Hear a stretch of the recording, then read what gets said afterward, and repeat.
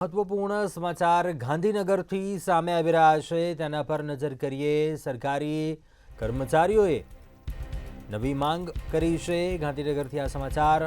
સરકારી કર્મચારીઓની માંગણી કામકાજના દિવસો 5 દિવસ કરવામાં આવે તેવી રજૂઆત કરી છે। કર્મચારી મહામંડળ દ્વારા મુખ્ય સચિવને પત્ર લખવામાં આવ્યો છે। વહીવટ વિભાગને કર્મચારી મહામંડળ દ્વારા પત્ર લખવામાં આવ્યો છે। કામકાજના 5 દિવસ બાબતે ટૂંક સમયમાં નિર્ણય થઈ શકે છે તેવી પણ શક્યતાઓ છે। ગાંધીનગરથી આ મહત્વપૂર્ણ સમાચાર। સરકારી કર્મચારીઓએ માંગણી કરી છે કામકાજના દિવસોને લઈને।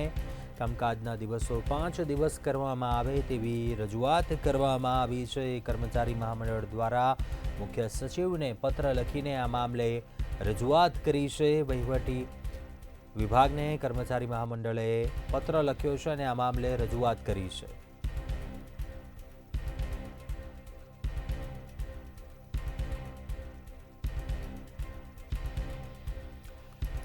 વધુ વિગતો મેળવીએ સંવાદદાતા ઉજ્જવલ વ્યાસ પાસેથી। ઉજ્જવલ, ગાંધીનગરમાં સરકારી કર્મચારીઓની માંગ પત્ર લખીને રજૂઆત કરી છે, શું વિગતો, કયા મુદ્દાઓને લઈને રજૂઆત?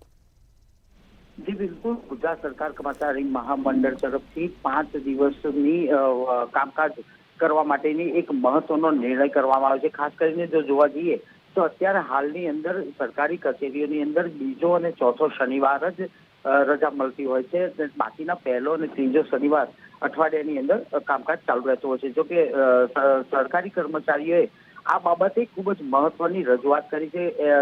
કામકાજ કલાક જે દિવસો છે તેની અંદર માત્ર 5 દિવસ વર્કિંગ ડે ગણવા માટે રજૂઆત કરવામાં આવી છે। જે મહામંડળો છે તેની સાથે અન્ય મંડળોએ પણ આ બાબતે ટેકો આપ્યો છે।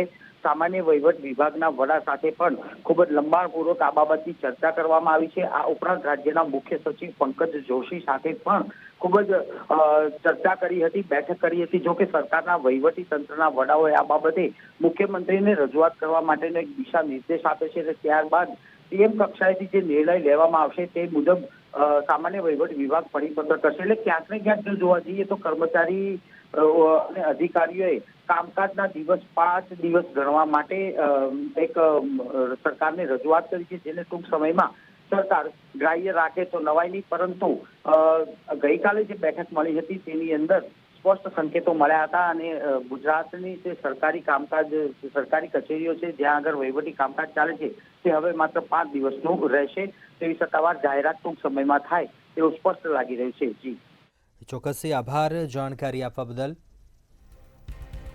કર્મચારી મહામંડળ દ્વારા આ મામલે પત્ર લખવામાં આવ્યો છે।